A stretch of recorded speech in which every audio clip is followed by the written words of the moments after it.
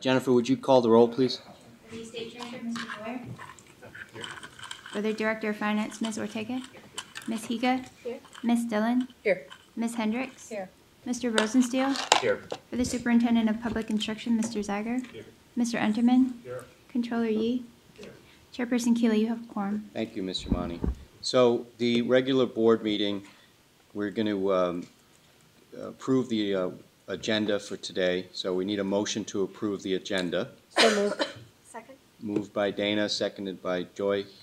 All those in favor? Aye. Item number 2 is the approval of 2A and 2B. Why don't we do those together?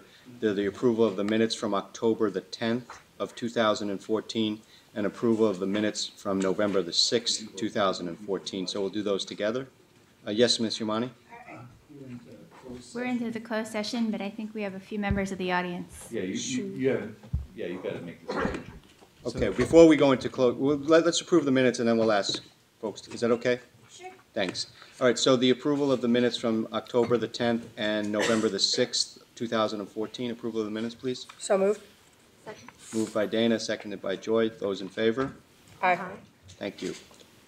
So item 4 is a closed session item. So if you're a member of the public, we ask that you leave the room at this point. Councilors Board, Ms. Yamani, would you take roll for us, please?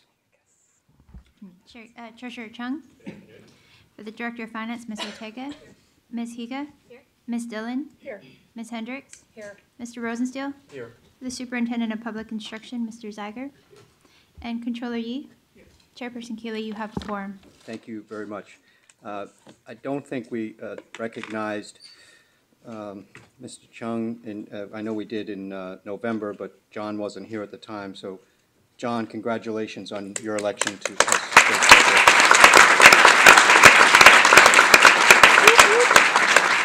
Look forward to your continued outstanding leadership to the state. And Ms. G, we recognized you yesterday, but in front of the entire board, congratulations to your election.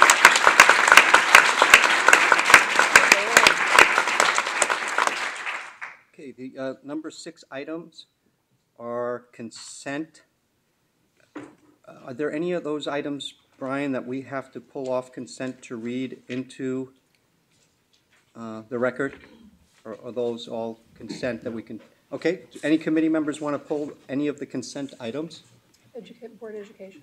Okay, Board Education. And Comp Committee has one.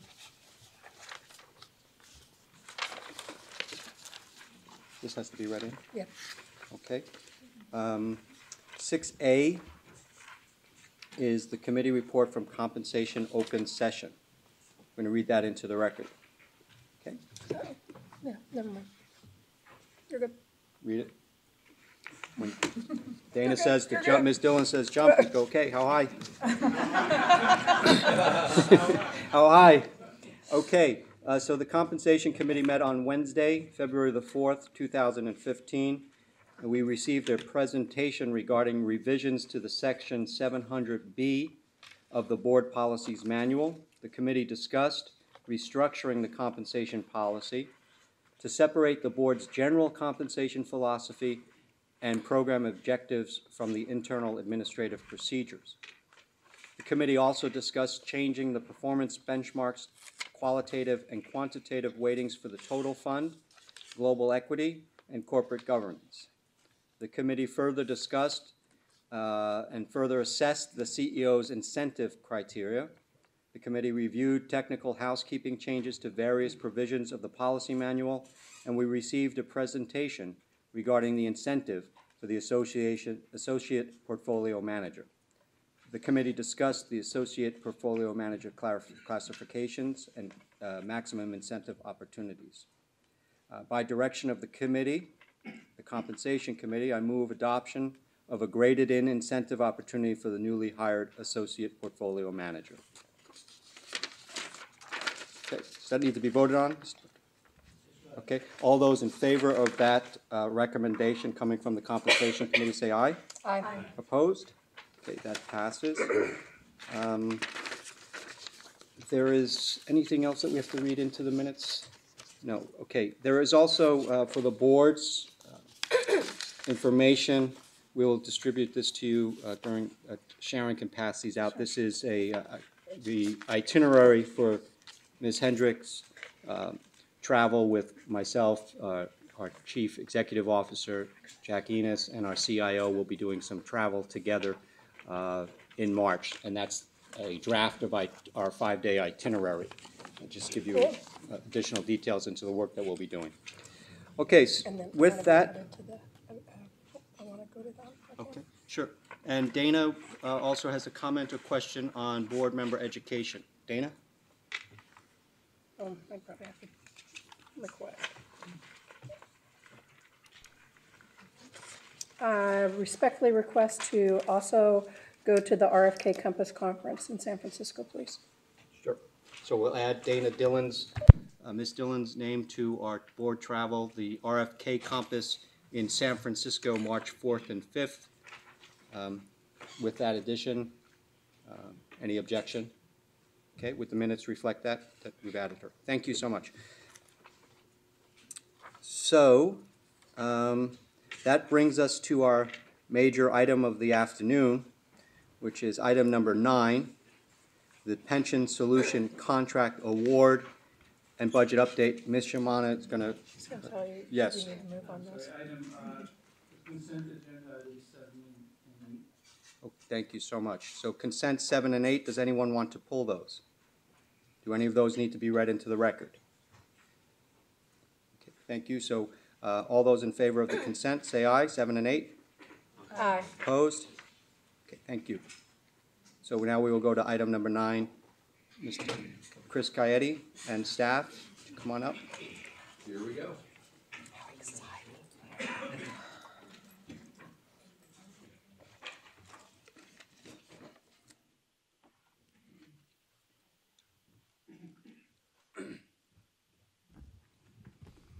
Thank you, Mr. Chair. Before I turn it over to you, Mr. Coyetti, just a couple of comments and thoughts. One, a lot of work, a lot of effort, a lot of hands, ideas, internally and externally have gone into this presentation and the 2 recommendations that staff is bringing before us today. We're going to be asked to take 2 actions. One is related to a vendor selection recommendation for this project, and the second is an additional budget allocation. So those are the 2 actions we'll be looking at. I'd like to remind the committee and the board that the $200 million plus expenditure for this project was approved, finalized, and authorized in November of 2013. So that dollar amount has already been allocated. So it's a big figure, but that decision and action has already been taken. Sharon, Ms. Hendricks, and I met with staff in preparation for this item. They walked us through the process that they have gone through that has brought this item before us today. They've also talked with us about the additional sets of eyes and opinions that have been part of this process. We're all very keenly aware of how sensitive these projects are and how they can go really, really well, but they're big projects and sometimes there can be some challenges. As a board, risk oversight and mitigation is a big part of our work. So with those opening comments, I know we're going to have some introductions of other folks that are in the room today. I'm going to turn it over to Mr. Coyetti to introduce the rest of the senior staff that worked on this project. And just by the presence of the folks that are in front of us should speak to the magnitude of this item and the seriousness that our staff has taken this issue. So Mr. Coyetti. Thank you, Mr. Chair and members. It's a very exciting day for CalSTRS. It's for the staff, for the representatives up here, for the board, and even for our members. So for those of you who are new to the board, I'll do some quick introductions of who you have up here on the panel. I'm Chris Coyetti. I'm the executive officer for the Business Renew branch, and we're basically in charge of marshaling this project through to completion. We've been since its inception, and we're going to get it through the implementation. To my left is Peggy Platt. Deputy CEO of Benefits and Services, and Ashish Jain, our Chief Technology Officer, and Robin Madsen, our Chief Financial Officer. So we were involved along with a number of staff as part of this entire process from cradle to grave. So we have a little presentation to go through. We'll walk you through the process that we went through, really to talk about the procurement process and the evaluation of that. And then we will do a brief update on the budget proposal that the chair recognized. So just in terms of process, as we spoke about this presentation, what we'd like to do is just have the staff go through the presentation. So if you could make notes of your questions and for whom those questions will be directed during their presentation, that would be terrific, rather than interrupting the flow. So there'll be ample time for questions after the presentation. Back to you. Thank you. Do I have the... So we'll start with the procurement overview. The objective for this procurement was to secure a technically integrated, modern technology pension administration system based on the best value procurement and evaluation. And the first point to make here is we did not want to go out and build a brand new system from scratch. There's a lot in these large IT procurements, those bring a lot of risk to them. So we made an early decision that we wanted to buy something that was out there already being used by different pension administration systems and modify it towards our specific CalSTRS needs. And definitely reduces a lot of the risk associated with these large IT projects. We also made two initial key strategic decisions when we moved into this procurement. The first was we decided not to use the standard public sector RFP process, where typically you have vendors solicit public sector client initiate a large document out there. It gets a written proposal return that gets evaluated. You have minimal discussions with the proposed vendors that you're working with, and then there's an award made. We didn't want that. A lot of the risks associated with these large IT projects is not having a full understanding of the technology and the vendor that you're dealing with, and them not having a good understanding of who they're going to deal with from the client side and what our needs are. So we really made it a multi-phase procurement approach that had an emphasis on open communications with the vendor community through each procurement phase. The second strategic decision we made was we knew that within CalSTRS we didn't have all of the expertise for a procurement of this size. We had a lot of business knowledge. We know CalSTRS very well, but we didn't have all of the expertise required to actually shepherd a procurement of this size or a project of this size through to completion. So we engaged a number of external consultants to help guide us through this and provide assistance to us through the procurement. And I will introduce them later on in the presentation.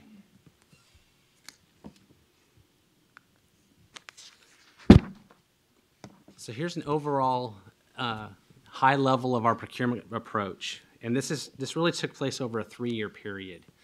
We started with doing some initial market research and vendor demonstrations. So what that was back in October of 2012, we had our own internal staff contact and do some research with other pension systems out there, what kind of systems they were running, what vendors they were dealing with, how old were their systems, what was the level and age of their technology, what were their plans, what were their strategic plans going forward to ensure that their systems were moving into the future. We then held some discussions with some of those peer systems who had already engaged in this type of an effort where they were already starting to do either a procurement or starting to implement a new system, and built some networking relationships with them so we can get an idea of how things were going, what kind of roadblocks we should avoid, what kind of potholes we should avoid, and what things we should repeat that was going well for them. We then invited vendors from across the pension technology industry to come in and give us demonstrations of what their technologies do and what capabilities were in the most current technologies that were out there. We had over 16 vendors come and participate on that, and it was attended by a number of CalSTRS staff, a wide variety of CalSTRS staff, and they gave us a couple of things came out of that. One, it gave us an idea of what was really available out there. The system that we have now is pretty archaic as far as technology goes, so what kind of new functionality was out there that's going to allow us to serve our members better? and that gave us what kind of reasonable requirements will we have out there. So we didn't want to ask for certain functionality in a new system out there that didn't really exist and would be a high risk to try to implement. So as a result of those vendor demonstrations, the next step we took was number 2 up here is we hired LWRL Incorporated to come in and help do a discovery and a best practice evaluation for us on what's in the industry. They specialize in nothing but procurement administration, pension administration systems, and they've helped over 60 clients in some way or another procure and implement new technology systems such as what we're getting ready to embark on now. So they're a leader in the pension administration industry in that regard. So as a combination of what we found out from the best practice discovery in our market research, next step we issued a request for information to the vendor community. 9 vendors responded to that, and a lot of that was we put out there, this is what we're thinking as from requirements we're going to be putting in an RFP in the future. These are the kind of terms and conditions we're going to have out there. This is what kind of architecture we're looking at. Give us some feedback on if there's anything is going to prevent you from actually responding to a procurement. We then moved into drafting the RFP. So we had over 100 staff from across the organization participate in developing our requirements and drafting our RFP sections. Most of the core components were the requirements for the system and our contract terms and conditions. We then issued the draft RFP out to the vendor community in November of 2013, and they provided us responses, and we had confidential discussions with the vendors. The responses we had were not evaluated, nor was cost looked at. We didn't have, actually cost was not submitted. The purpose of the draft RFP was to be able to work with the vendor community that was going to participate and point out any potential deficiencies they may have in their submissions, with the goal of getting a number of quality submissions for the final proposal. So at the completion of the draft RFP process, we actually had final RFP release and proposals were submitted in July of 2014. 4 vendors had submitted proposals for the draft RFP, and the same 4 vendors submitted proposals for the final RFP. We initially did a pre-qualification evaluation, which included a financial viability assessment to make sure that these vendors were stable vendors that we would do business with. All 4 of them passed that evaluation. We then moved into the round 1 of the technical and business proposal evaluations. That was a scored proposal evaluation. And as a result of the round 1 scoring, 2 of the 4 vendors moved into the round 2 part of the scoring because they met the threshold of scoring points. So the final 2 proposers moved into the round 2, which was the cost evaluation. They provided solution demonstrations to CalSTRS, not of the exact solution that they are gonna propose, but one that was gonna be existing somewhere already in production that we were gonna use. So it was gonna be modified. They also did customer site visits. So we had staff that went out and visited existing pension system clients who are working with these vendors and using these systems to see what they were, the systems in action in an actual production environment, and be able to get some feedback from those customers on how well they worked, how well their relationship with their vendor was going. And we also did reference checks with additional customers of the vendors community. After the completion of the round 2 evaluation, the 2 finalists went on to the best and final offer negotiations.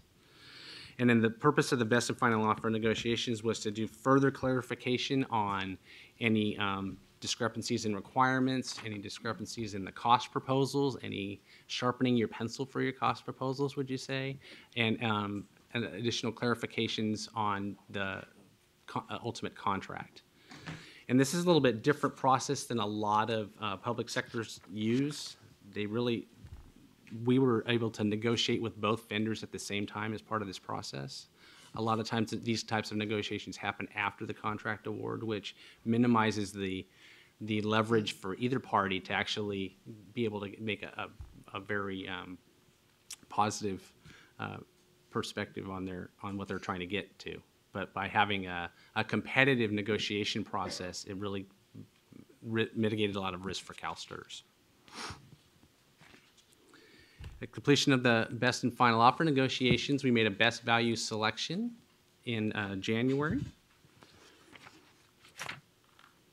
And now before I move on to what everybody's waiting to hear, I want to talk a little bit about our external consultants that we used.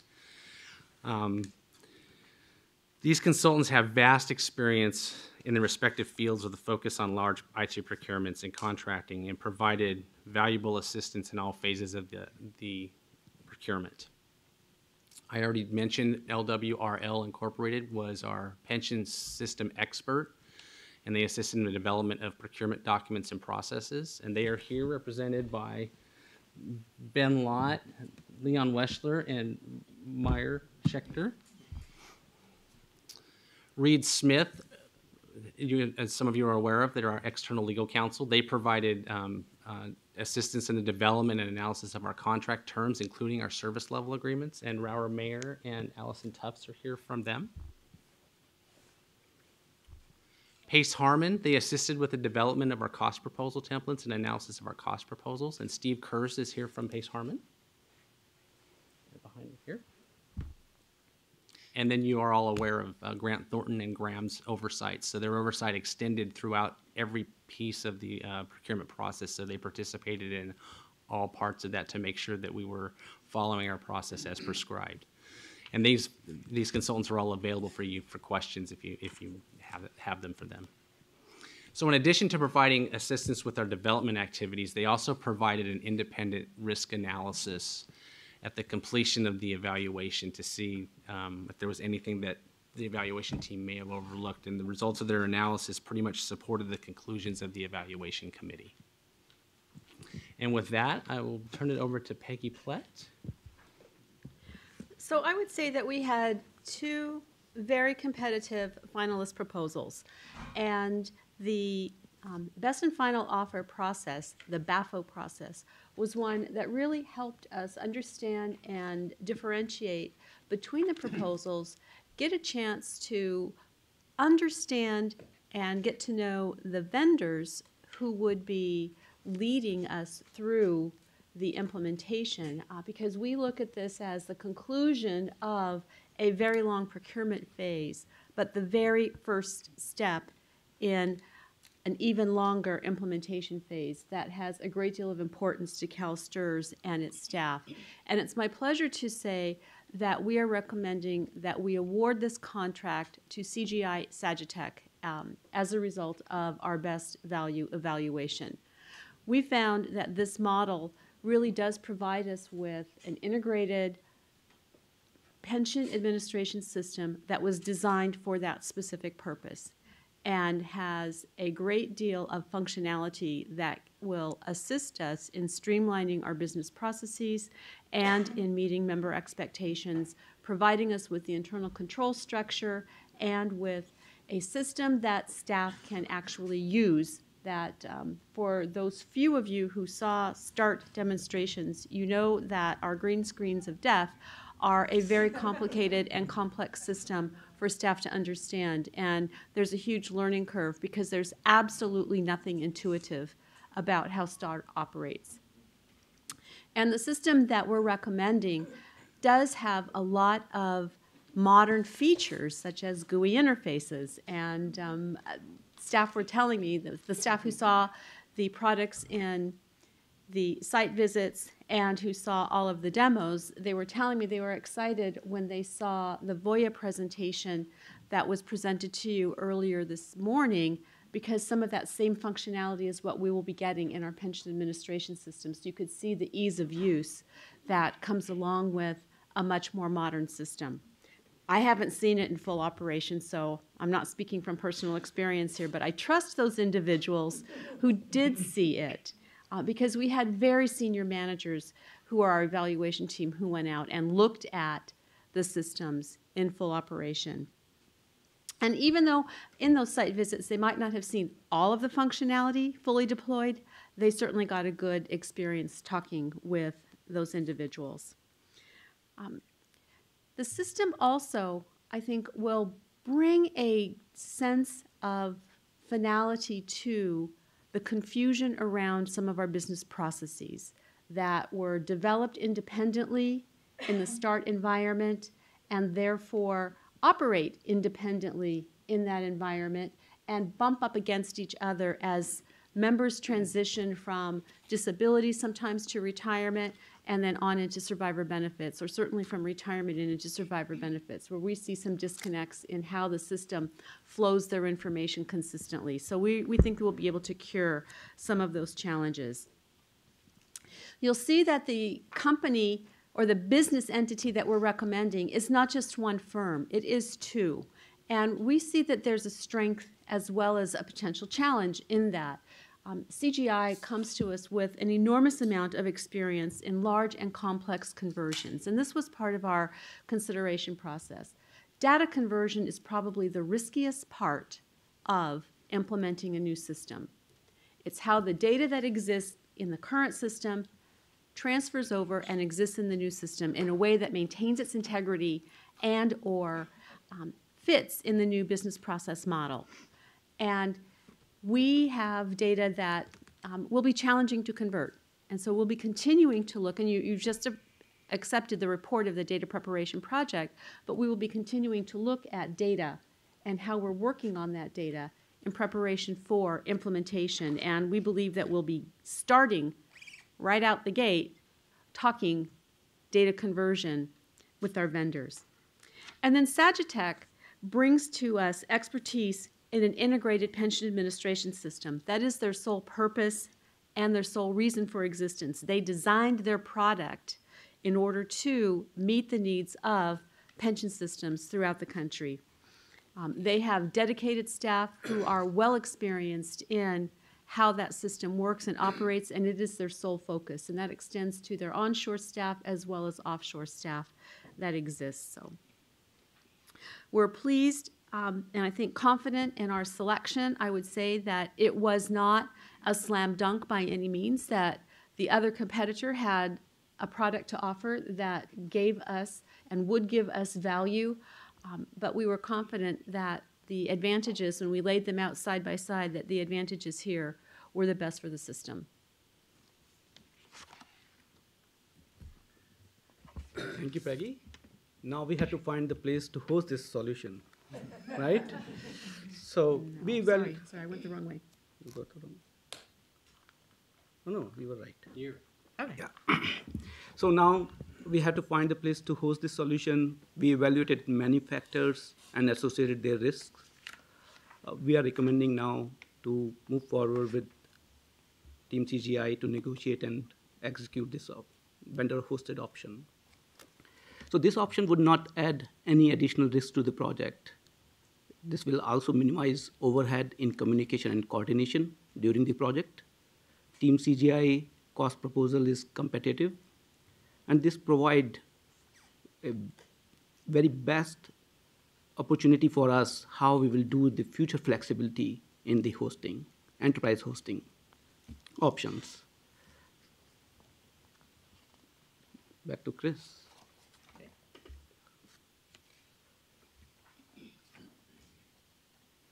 So going back to the chair's opening comments around the board's awareness of risk. The risk mitigation for this effort has been on our minds since the very beginning of the planning process, and it will not stop as we move forward. So really, ever since day one, we've had an emphasis on integrating lessons learned out there from projects that did well and repeating what they did well, and we looked at projects out there that did not go so well. Not only in the pension system, in the pension industry, but within California, because we have a lot of high-profile projects that have had problems, as we've acknowledged. But we wanted to make sure that we did some deep diving into that and make sure that we, as part of our planning and implementation planning, we're not going to repeat those same risks and problems. And in addition to that, we don't apply lessons learned just looking backwards. As I mentioned before, we've established a network of other large project implementers that are going through this transition or have recently gone through this transition or are getting ready to go through this transition. And we have a good network of other people to find out what's going on out there on an ongoing basis as opposed to just looking in our rearview mirror. We actually want to look forward as well and learn things as we go. And as we do things on the project, if things aren't working out well, we're going to have a continuous improvement of things and address them immediately as opposed to trying to keep run the plan as a plan. So some of the big areas that we're really focused on for the implementation, I've identified up here.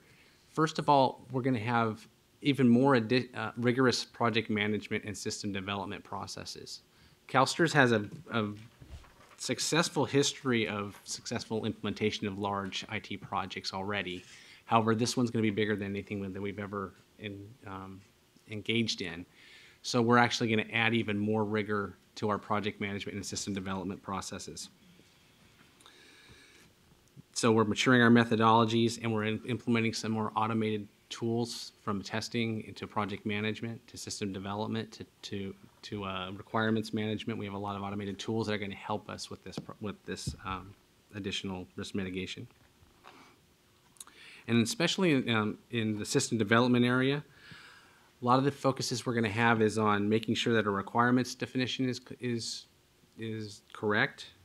A lot of emphasis on testing and data conversion. As Peggy mentioned earlier, data is one of the biggest risks to these kinds of projects because you can have a successful technology implementation, but if you don't get the data over correctly, that doesn't really help you get to what you're trying to achieve. And testing is, from a lessons learned perspective, is one of the top things that a lot of failed projects, they will cut corners on testing and that almost always ends in disaster. So we're really having a focus on mature testing and adequate time and resources to provide that testing. In addition, we already have our IPOC on board with Grant Thornton that reports to you. They really look at this from an overall project. Is the project meeting the project objectives? Are they meeting our overall scope, schedule, and budget? We're going to be adding on an additional IV and V oversight function to the project, and they're really more on the detailed level. So if you take it down to another detail, they're going to make sure that all of the system development activities that are going on with the project, that all of the processes for that are being followed, quality is being done, testing is being done correctly. So we'll have multiple additional oversight eyes on the implementation.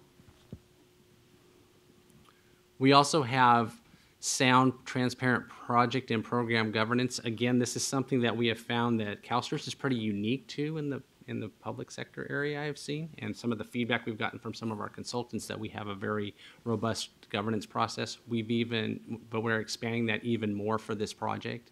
So we've expanded it to have an overall program governance framework to look at both the data and pension implementations. And we've built in timely decision-making at appropriate management levels so we don't have a lot of delays in the project, because what happens in a lot of projects that have immature governance process, if everything has to go to one level for decision-making on a project this size, there's so many decisions being made that can be a bottleneck, then you have scheduled delays and that results in cost. So I think we've made our governance model a lot more agile and flexible to make sure that the right decisions and the right authority is being made at the right time. And it also will provide transparent status reporting at all levels, from the lowest levels of the project all the way up through to the board here on the project status that you guys will be receiving at each board meeting. And then Peggy's going to talk a little bit about change management. So we think that we have a good handle on what we're buying and what we're getting into, and some of the challenges that face us from the technology side and from the data conversion side, but we also know that there's a human side to this as well. And that if we don't plan for how we bring our staff along and how we involve our staff, then it doesn't matter how good the system is and how well we've planned for the conversion. If our staff can't understand and utilize the system, then we have accomplished very little. And so we have already begun the concept of change management with our staff. We've done readiness assessments with all of the key business areas throughout the organization. And we've asked them basically 3 questions. One is, do you think we should do this? You know, what's your understanding of the importance? The second question is, do you think we can? And the third is, Do you think it'll be worth it? And these questions, and the process is more complex than that. I'm simplifying it for this presentation purpose, but it does kind of boil down to that. And we found unanimously throughout the organization, through all the business areas, not just the benefits and services areas, but our critical partners in IT, our critical partners in financial services, our critical partners in the Business Renew PMO side, all of the people who are primarily involved in the organization have to be willing to work together to make this happen. And they all said that, yes, we see the need. Very strongly said, we see the need. Less clear was their understanding of our ability to do this. And they're basing that, what we found is that they're basing that on some challenges that we've had in implementing projects in the past. START being a good example of that. Challenges that they've seen in the newspapers and in the press and media about failed IT projects throughout the state, throughout the country. It's a common phenomenon. What gets very little attention is successful implementations, and what gets a lot of press is something that doesn't go so well. So it shakes staff confidence. Can we do this? And they see that it'll be worth it, but it's not going to be worth it if we can't do it. So we are deploying change management resources in the organization that will help us understand what some of the fears, challenges, and concerns that staff have so that we can work with them now to help condition them and allay their fears and give them confidence that, yes, we can do this. We recognize that we are not the end sum. The people who reside in this building and in our member service centers are not the end sum of the game, though, because we have reliance on information that we get from the employer community. And if we don't get good quality data on a timely basis from the employer community, then we aren't able to provide the accurate, timely benefits that our members are entitled to and provide them with the information they need when they need it. So we've also begun change management outreach to our employer community. And that has included identifying who their payroll vendors are, because we know we'll be changing what they report to us on a monthly basis or on a frequent basis. The format of that will change, the content of some of that will change, and we want to help them understand what those changes are, work with them up front so they are willing and able partners in all of this. That was really a key lesson that we learned when we implemented our Secure Employer website, which is the current reporting interface for the employers, that engagement and involvement with them up front yielded a much better success rate and adoption rate from employers. And they told us that they've had a similar experience recently with a pension system that converted, and they didn't feel that they were adequately involved, and it was a bumpy ride for them, and they would like to avoid that with us. And so we're grateful for that feedback, and we're doing that outreach to them. And we're hopeful that we can also interact with the payroll services that they're utilizing so that if you have 4 or 5 or 10 or 12 school districts utilizing one payroll vendor, if we can get the vendor to make the necessary changes, then it eases the administration and implementation for those school districts. We do have dedicated change management resources on staff that are helping us with the messaging, with the talking with staff, with the understanding, so that, because not everyone has a one-size-fits-all need. The needs vary, and the needs from the IT staff are different from the needs of the financial services staff and different from the needs within the benefits and services business areas as well. And we want to make sure that we're addressing those individual needs so that staff throughout the organization feel confident that as this new system is implemented, they can be successful, that we've learned the lessons that others have taught us, that we need to adequately train them. We need to give them time to experience and utilize the system prior to launching so that they are confident day one that they can take care of the business that they need to. And we recognize that while all of this is going on, we have core business functions that we have to continue to maintain. Our members cannot wait the 4 to 5 years that it will take for us to get to a fully implemented pension solution. They have demands today, and they will have demands tomorrow and each and every day in this intervening period. And so we have to maintain good, competent core staff in order to continue to meet the ongoing business needs and demands of our membership. And so we've created a backfill strategy that allows us to pull some of our more experienced workers onto the project because we need their degree of knowledge and expertise on the project, but we're backfilling ahead of time so that we can develop that expertise on the business side and keep core business functions operating during this project. So we think we have good mitigation strategies in place that will help us with the successful implementation, and we're very concerned about that human side of it, and we want to make sure that we are absolutely applying the lessons learned, not just looking at them, but applying them in a way that makes a difference for our staff and demonstrates to them that, yes, we can do this. And that brings us to budget. Not yet, Oh, almost. almost. Got two more. Oh, sorry. Yeah. So the cybersecurity. So we had a long discussion with Team CGI regarding the security, that how the framework fit into our CalSTRS framework, and we have an expert of team here in ISO, we involved from day one, and Scott is here somewhere, and so I think we're very confident the framework we put together, they're proposing right now is very good. And you know the security, cybersecurity is every day. You know, you don't have to slip on it. You have to every day, you have to see how to tweak here and there.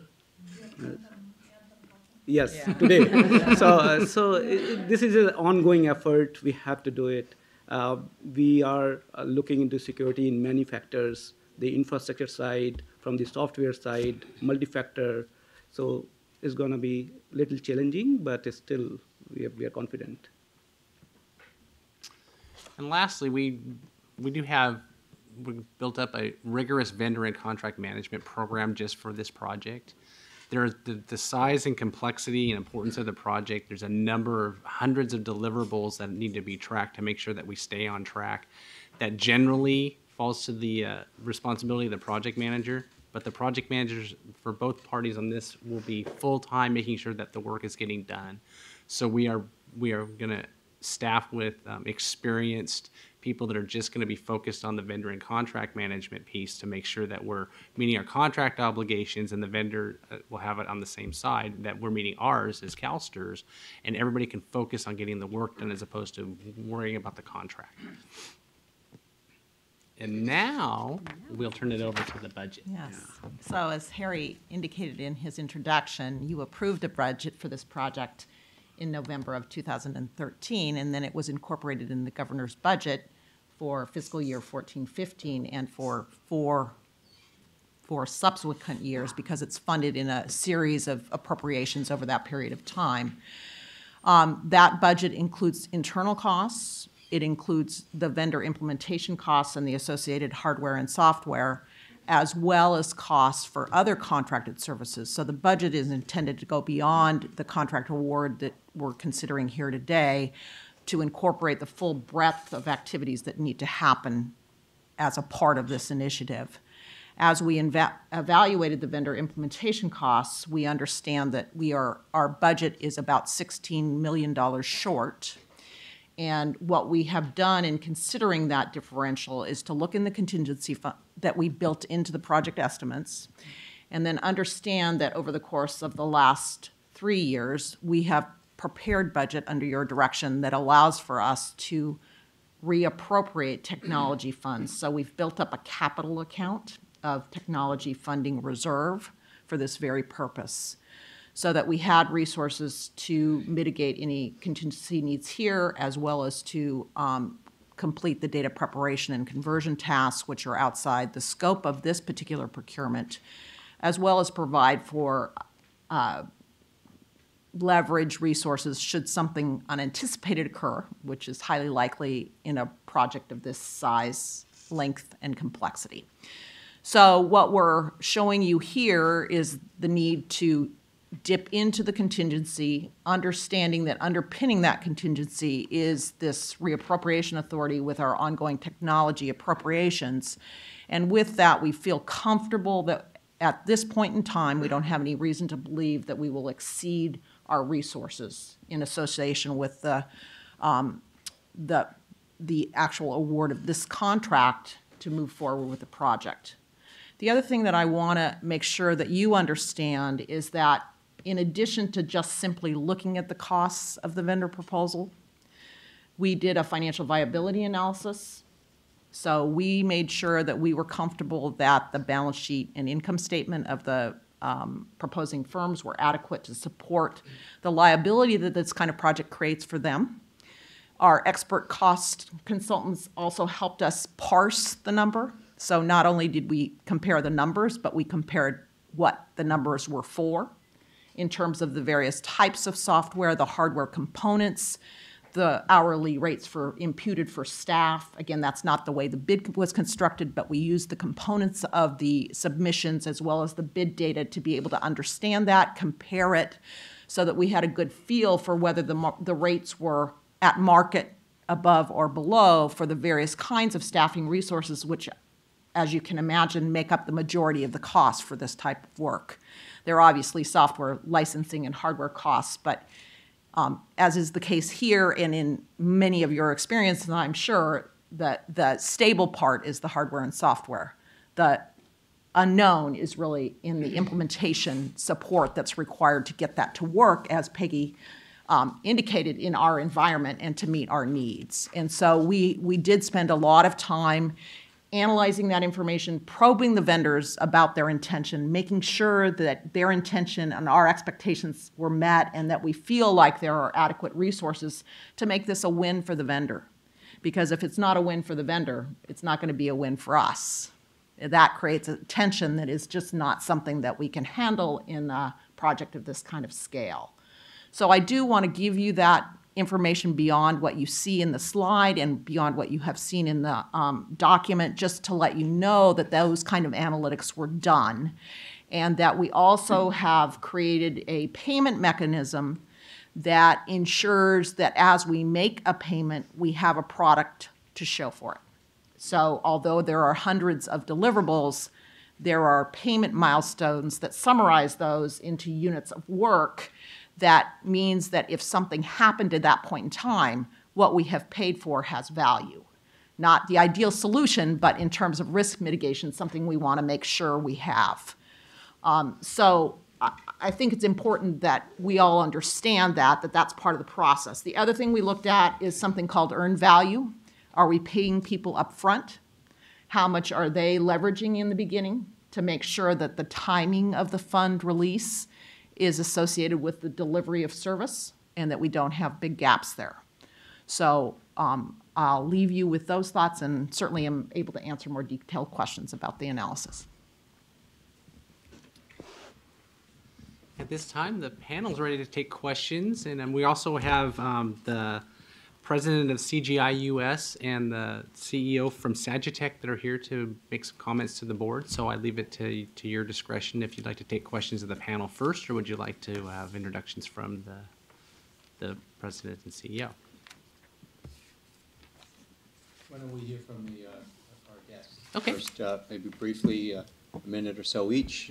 So the president of CGI US, George Schindler, is here, and Piyush Jain from the CEO of Sagitech. What are you guys doing? We're going to have them come up. Okay.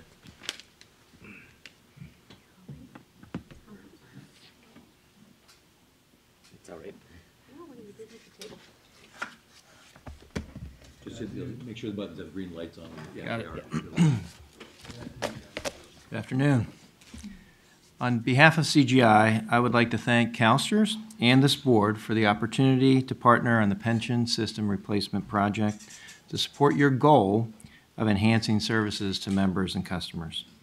CGI has a rich history of successfully partnering with the state of California and local government in modernizing legacy systems across business-critical programs such as this. Our most recent example right here in California of how a strong public-private partnership drives success is the Enterprise Data to Revenue project for the FTB. FTB and CGI are now 3.5 years into a 4.5-year implementation, And I'm happy to say we've exceeded expectations by generating $1 billion in additional revenue through collections 10 months earlier than originally projected and planned. A critical component of this successful public-private partnership is the alignment of expectations and project delivery outcomes, much like was discussed here by the panel. The procurement process that was utilized right here in CalSTRS enabled the alignment of our organizational cultures, project objectives, and proposed solution implementation. We are confident that this alignment that was discussed here will provide the necessary foundation for a successful project outcome in support of your members and your customers. Partnership of this project extends the collective CGI team, and CGI is pleased to have successfully collaborated with Sagitech here over the past 3 years, because this has been a 3-year effort, to bring the right solution to CalSTRS for this engagement. The Sagitech NeoSpin solution is currently in use by 20 public pension funds, including 8 teachers' funds across the country. This collaboration, coupled with a strong alignment in corporate culture between our two companies and IT development methodology, enhance the foundation for a successful project. I want to thank you for your trust in recommending CGI for this strategic initiative. We are confident that this partnership will be successful. Thank you.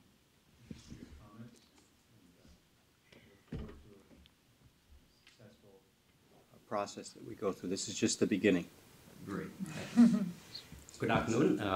On behalf of Sagitech, we are delighted and honored to be a part of the team CGI and welcome the opportunity to partner with CalSTRS on the pension systems replacement project. Like George said, we understand your goal, your needs, the industry very well. Like earlier in the presentation, that's been our singular focus, providing pension replacement projects. For more than a decade, we have been really implementing marketing leading NeoSpin solution for us, and today more than 20 retirement systems like yours use the platform that it is, including more than 8 plans which provide the teachers' retirement system as well. Today on the platform, we serve more than 4 million plan participants globally onto it, so it's very scalable, robust platform, and we are kind of proud in terms of meeting the objectives that were laid out. As part of the team CGI, we understand that the success goes well beyond implementing the software. It requires collaboration, dedication, discipline, and the passion. And CalSTRS and the team CGI have been demonstrating those traits for the past 3 years throughout the procurement process, and we are confident that they will propel us toward the success forward. So again, on behalf of Sagitech, thank you for recommending the team CGI and Sagitech for this important initiative. Thank you. Thank you both gentlemen very much. With that, I think we'll call back our staff and we'll engage some dialogue and some questioning. Thank you so much, gentlemen.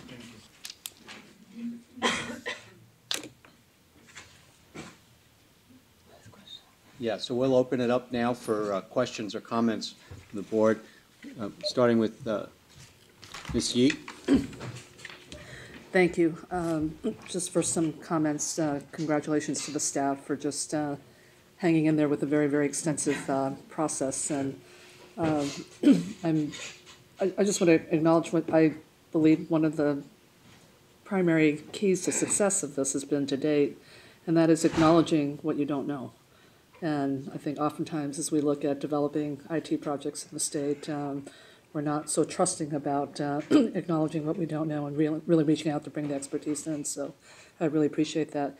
My question really has to do with lessons learned. And obviously this is, as Ms. Plett says, the beginning of a very, very long implementation process with our vendors. And that is, this has been a different kind of procurement than what other state agencies have been used to, although I do think as we move into the implementation phase, how public are you going to be with respect to being able to share lessons learned? Because obviously it's a rare occasion when we can see a successful project, and if there are lessons learned that could really be beneficial to the rest of the state of California, I think that would be very, very useful. So just I would encourage, to the extent that we can, to be very, very public about these lessons as we move forward. We will. A lot of the people that you're referencing, we already have as part of our network, so we're already kind of have that relationship going, so we can share that. Okay, terrific. Thank you. If Go I ahead. may, I think it's unrealistic for us to expect at this point that we won't face significant challenges as we move into implementation. I fully believe that we will as an organization. And there may be times, in talking with some of my colleagues from other systems, there are times when every single system who's undergoing a change of this sort hates its vendor, and the vendor probably hates its client.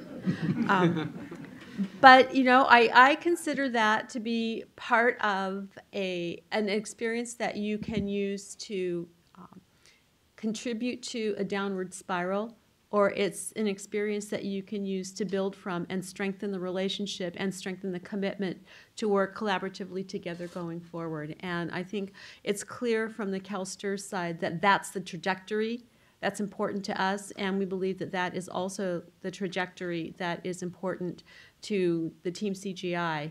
Certainly that's what we've heard from them, and it is something that I appreciate your acknowledgement that it's good to hear us say things that we don't know. I think it's also important for us to acknowledge and admit where we have challenges, particularly to all of you. I mean, we don't want our progress to be a surprise to you. And if there are significant challenges, we want to be able to bring them to you so that you understand and provide us with direction to the extent that that direction is required. And certainly we'll be keeping you informed on a regular basis on the status and the progress that we're making, maybe to the point where you feel oversaturated with information, but we fully believe and are committed to transparency in our operations. The open communication process you've had to date has really gotten to this point of making a very informed and probably the best award. And I would hope that the transparency going forward can be even more robust now that we're out of the procurement phase. And so, Yeah. and obviously with respect to mitigating risk going forward, we as a board, I think would expect that. We are excited too. It's been hard not being able to talk about this for a lot of people, especially some of the people that are really going to be impacted. So we're really looking forward to being able to talk about our experience and what we've learned and what people can look forward to. And to kind of follow up with what Peggy was saying, we really do want to embrace risk for these projects. Going back to another one that failed is people look at risk as a bad thing. It's only a bad thing if you don't address it. So if the faster we can be transparent and address risk up front, the better we can manage it and be on top of it so it doesn't become big issues for us. My last question has to do with, I guess, communications with our customers going forward. Is there, I'm sure you've got plans developed in terms of how those communications will. Yes, I mean, ideally, the actual conversion process would be invisible to our membership and that they don't experience any kind of reduction in service.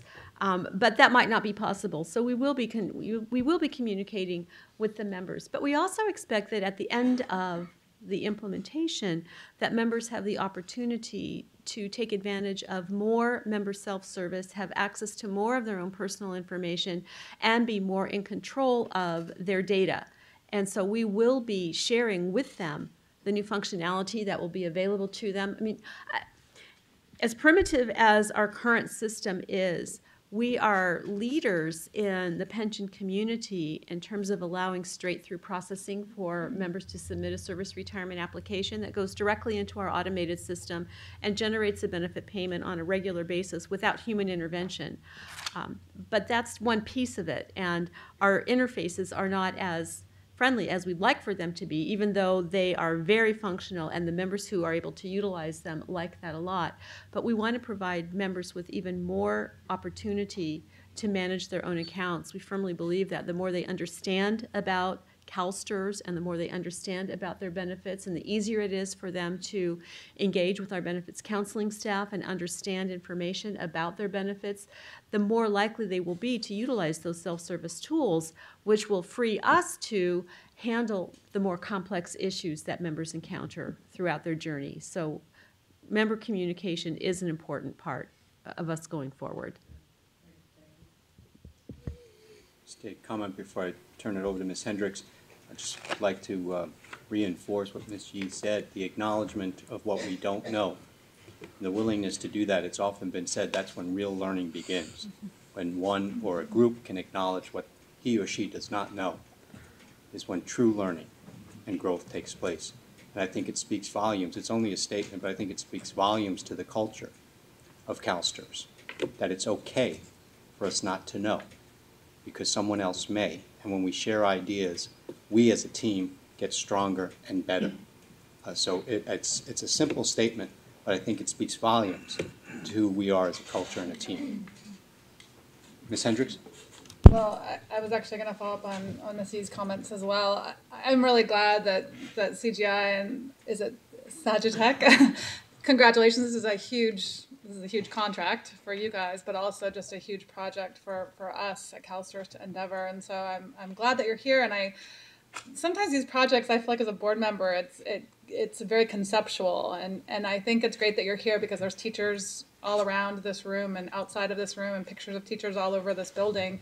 And I think it's good for me just to kind of say we're spending all this money, time, energy so that, teachers can, the process for teachers to collect their pension is easier, faster, more efficient, as well as for our staff. It's going to be we can have more trust in the information and the processes. So I'm glad that you guys could be here today to see our amazing teachers that come here to these board meetings every couple months, but also I guess it kind of bring it back down to who we're really serving as we make these huge decisions.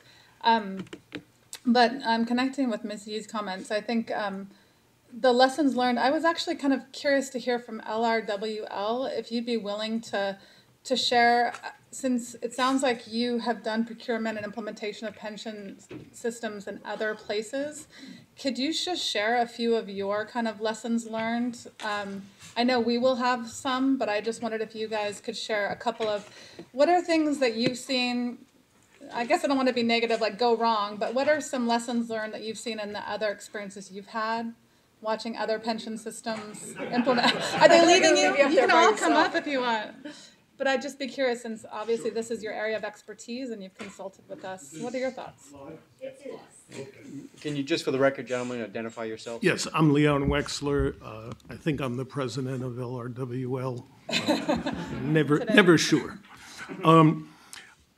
I would suggest that one of the first lessons learned is test, test, test, test, and allow nothing and nobody to try and shorten the testing cycles and periods.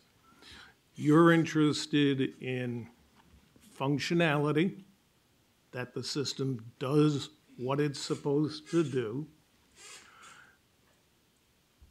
You're interested in budget. Nobody in this room is insensitive to that.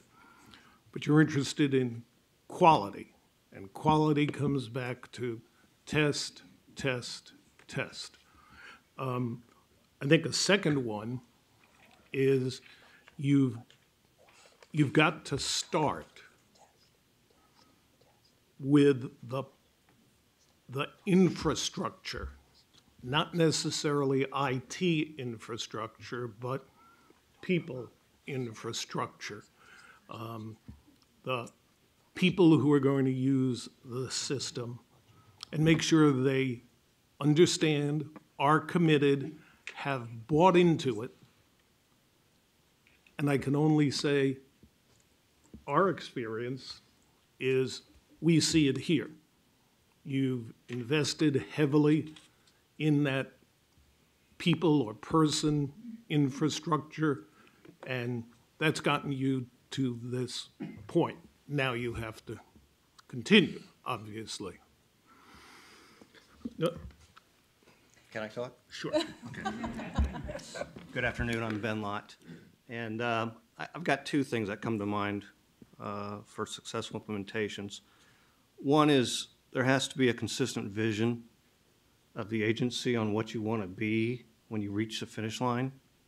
And sometimes that's hard work to really understand and come to an agreement from the executives to the staff level on what you're going to be.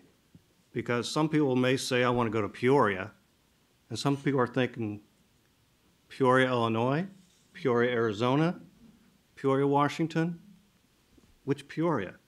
We have to understand that, and we have to communicate that down so, because a lot of the senior executives won't be in design sessions. You'll be the staff, and so they have to kind of understand where you want to be. So communication on a consistent vision is important. I think the other thing Peggy hit on quite well is data conversion. There's always a risk in data conversion, and sometimes we don't do a well enough job of measuring ourselves on where we are with that. That's always kind of left in the background. Don't worry, it will catch up with the development and it'll be there. And sometimes it doesn't. So I think developing strong measurements on data conversion and watching over that as a separate project is very important in a successful implementation. Thank you, gentlemen. That's all. Thank you. I was gonna say.